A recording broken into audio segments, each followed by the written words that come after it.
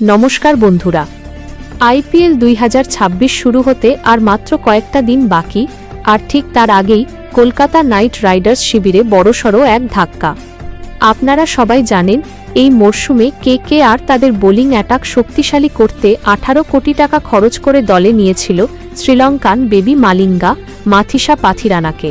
কিন্তু টি-20 বিশ্বকাপে অস্ট্রেলিয়ার বিরুদ্ধে ম্যাচে মাত্র 4 বল করেই মাঠ ছাড়তে হলো তাকে।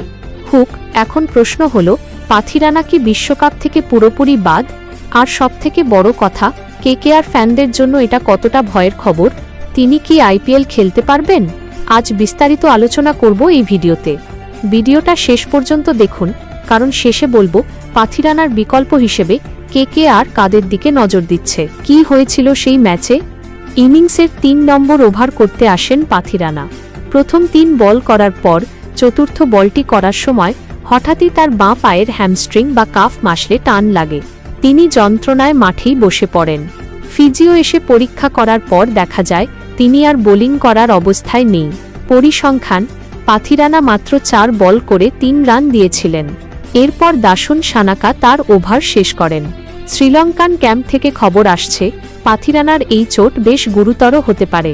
বিশ্বকাপ আপডেট, শ্রীলঙ্কা দল ইতিমধ্যে হাসারাঙ্গাকে হারিয়েছে। এখন পাথিরানাও যদি ছিটকে যান, তবে লঙ্কানদের জন্য এটা মরণ বাঁচন সমস্যা। চিকিৎসকদের মতে হ্যামস্ট্রিং ইনজুরি সারতে সাধারণত 3 থেকে 6 সপ্তাহ সময় লাগে। অর্থাৎ বিশ্বকাপের বাকি ম্যাচগুলোতে তাকে দেখার সম্ভাবনা প্রায় নেই বললেই চলে। আইপিএল 2026 ও কেকেআর আইপিএল শুরু হতে এখনও প্রায় 40 দিনের মতো বাকি।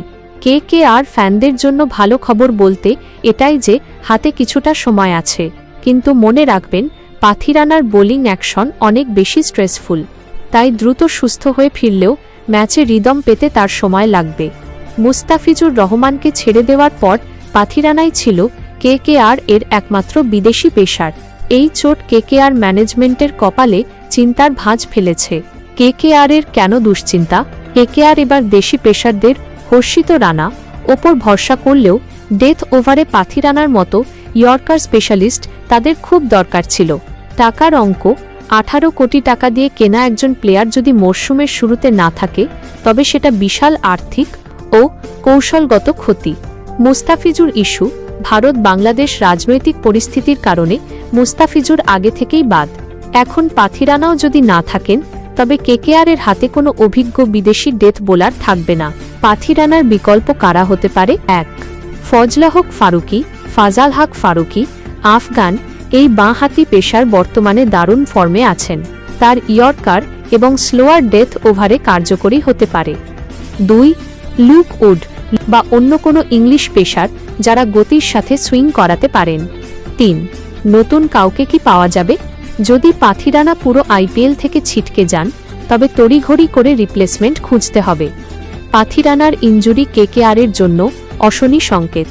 তবে আশার আলো একটাই, আইপিএল শুরু হতে এখনও কয়েক সপ্তাহ বাকি।